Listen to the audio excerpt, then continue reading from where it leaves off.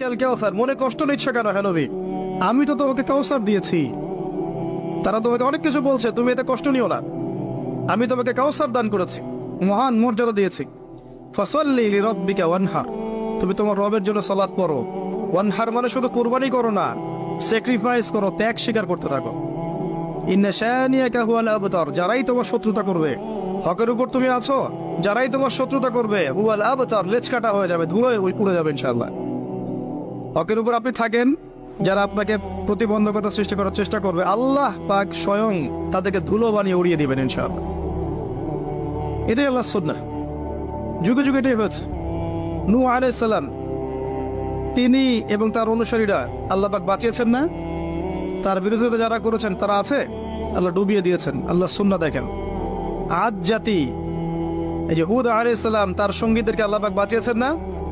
তার বিরোধিতাকারীদেরকে আল্লাহ পাক ঝড়